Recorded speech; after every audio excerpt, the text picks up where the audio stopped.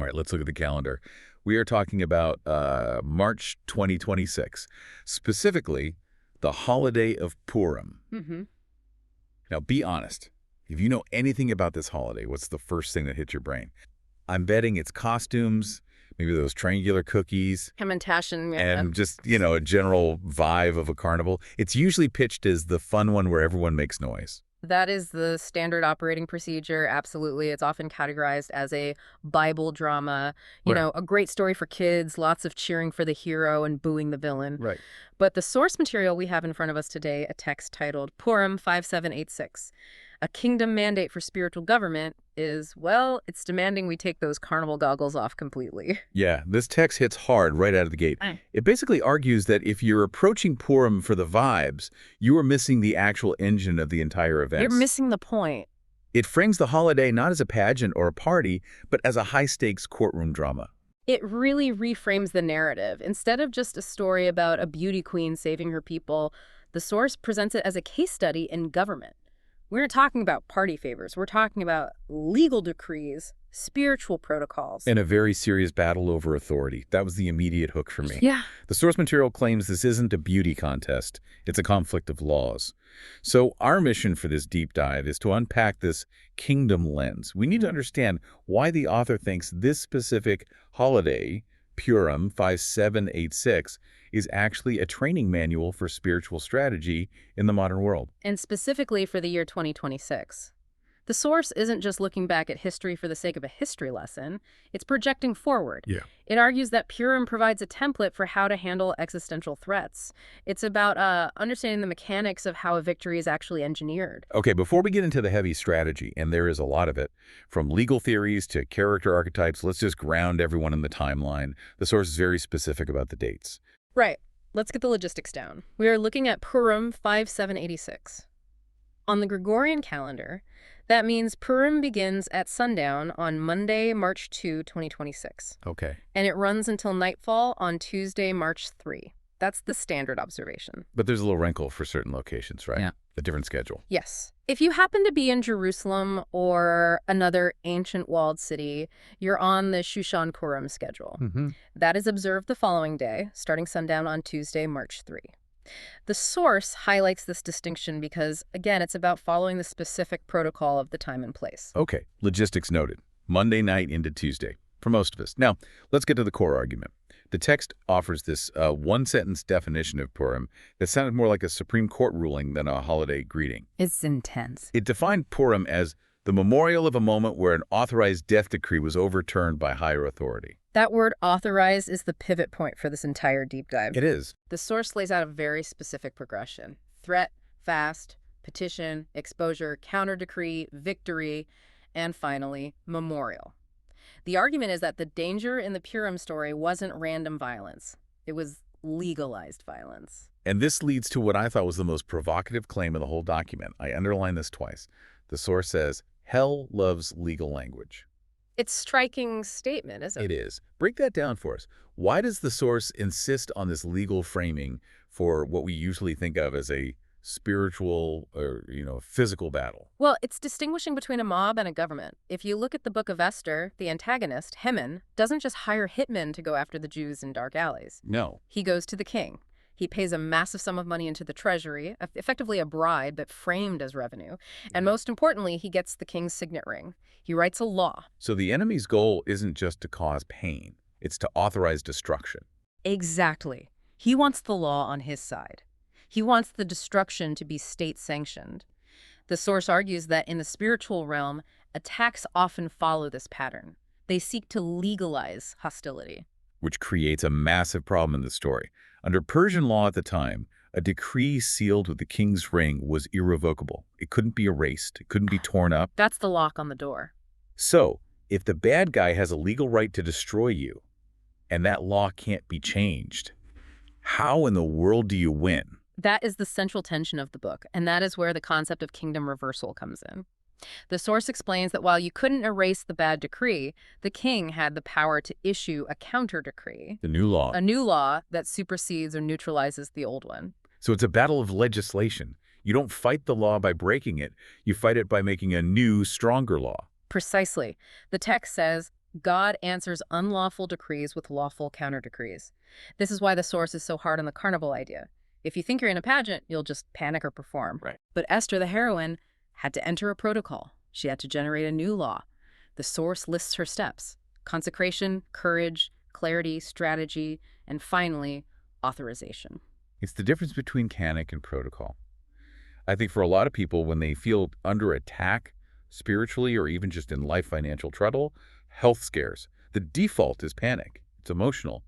But this text suggests Purim is training us to walk into a courtroom. Panic is reactive. Governance is proactive. And this brings up the unique nature of the Book of Esther itself. It's famous for being the only book in the Bible where God's name is never explicitly mentioned. The hidden God. I've always found that to be such a strange detail for a holy text. The source takes that theological trivia and turns it into a strategic insight. It says the absence of God's name teaches us that even when you don't see miracles, Lightning bolts, seas parting. bushes burning, any of that, you are seeing governance. Meaning what exactly? Management. Meaning management. God is positioning people. He's shifting timing. He's exposing hidden agendas. The phrase in the text was, even when God looks hidden, the king is still ruling. It's about trusting the movement of the pieces on the board, even when the hand moving them is invisible. Speaking of pieces on the board, the source breaks down the enemy's strategy in a way that feels uncomfortably modern. It does. It lists a 6-step pattern of attack used by Haman. And it's not just be mean, it's systematic. It is a bureaucratic nightmare. I have the list here. It starts with targeting identity, then it moves to accusation, then isolation, Okay. then legalizing hostility, then financing destruction, and finally scheduling the attack. Financing destruction and scheduling the attack really stood out to me. Haman actually cast lots, which is what Purim means, to pick the specific date. That's the scheduling part. But look at financing destruction. Haman offered 10,000 talents of silver to the king to get this done. The source emphasizes that the goal here is to erase a destiny. Wow. To prevent a future. It's well-funded, and it's on the calendar. That's terrifying. And it explains why a vibe isn't enough to stop it. You can't fight a finance-scheduled, legalized attack with just positive thinking or a noisemaker. You need a counter-decree, and to get that, you need the right people in the right positions. The source treats the characters in Esther, the king, Esther, Mordecai, Haman, as archetypes for the body of Christ today. Okay. They aren't just historical figures, they are models of how to operate. Let's walk through those archetypes. Let's start with the king. In the story, Xerxes is kind of a volatile figure, a bit easily manipulated. But how does the source view him in this spiritual framework? In this framework, the king represents the reality of ultimate authority. The premise is authority exists, it is real, and outcomes change when that authority is engaged rightly. So it's not about his personality. It's not about his personality, it's about his position. He is the only one who holds the power to issue the counter-decree that saves everyone. Got it. Then we have Esther. The source describes her with 3 words: access, courage, and timing. But it makes a distinction between being brave and being accurate. That distinction is crucial. Bravery might make you run onto the battlefield screaming with a sword. Accuracy tells you where to stand so you don't get hit. Esther implies that believers need to stop hiding. She has to come out as a Jew to save her people. Exactly. But she doesn't rush. She positions herself. She waits for the king to extend the scepter. She invites Haman to a banquet twice. She's playing 4D chess while Haman is playing checkers. She is dismantling his argument before she even makes her accusation. So then there's Mordecai. He's described as the gatekeeper. Mordecai is the moral anchor. He refuses to compromise. He's the one who discerns the spiritual reality before anyone else. He refuses to bow to Haman when everyone else is kneeling. But there is a detail about Mordecai in the source that is crucial. His faithfulness is recorded before it is rewarded. I want to put a pin in that because it connects to the Book of Remembrance, which is a huge part of this deep dive. But quickly, we have to address Haman. The source calls him the accuser. Yes. Haman represents pride, specifically the outrage that comes when someone refuses to bow to that pride. The source notes that his accusation turns into an annihilation plan. He is the embodiment of that legalized hostility. He wants to use the law to destroy. So the stage is set. You have the accuser with a legal decree of death. You have the gatekeeper refusing to bow. You have the queen positioning herself for access. But the turning point of the entire story, the pivot, isn't a battle. No. It's a sleepless night. The famous Book of Remembrance scene. The king can't sleep. He asks for the court chronicles to be read to him, and he discovers that years ago Mordecai saved his life by exposing an assassination plot, and yet Mordecai was never thanked. It feels like a plot twist in a movie, but the source frames this as a major spiritual principle. It's the principle that obedience often looks unrewarded. You do the right thing, you stand your ground in silence, nothing happens, no one claps. Right. But the source argues that hidden service is always recorded, and when the set time arrives, that specific moment in the governance of God, that record is pulled off the shelf. The text uses the phrase, "The king can lose sleep over what concerns your calling." That's a heavy concept. It implies that your past faithfulness is basically ammunition waiting in a bunker to be used in your favor. It ties back to the hidden God concept. You don't see the reward immediately, but the administration is working. The books are being kept. And the timing. And notice the timing. The king remembers Mordecai right before Haman walks in to ask for Mordecai's execution. That is the governance part. If he had remembered a day earlier or a day later, the story ends differently. Now let's go back to the protocol. Between the threat and the victory, there is the fast. Right. Esther calls for the 3-day fast. The source is very critical of how we usually view fasting. It says it's not just hunger for hunger's sake. Right. It defines fasting as alignment. The quote that really struck me was, "Before you confront the decree in public, confront the flesh in private." That's interesting. So it's not about twisting God's arm to get him to do what you want. It's about fixing your own frequency. Exactly. If you go into a high-stakes confrontation driven by fear, ego, or anger, you're going to mess up the protocol. You'll be reactive. Fasting quiets the flesh, that panic response, so you can operate out of your Esther identity. It calms you down. It clears the signal so you can receive the strategy for the counter-decree. It calms you down so you can stand in the court. And once that signal is clear, you approach the king. This brings us to the scepter. The source draws a hard line here between approaching God as a beggar versus approaching as a citizen or family. This is a major mindset shift the source is pushing for. It argues that Purim trains believers to stop praying like victims. If the king extends the scepter, that represents access.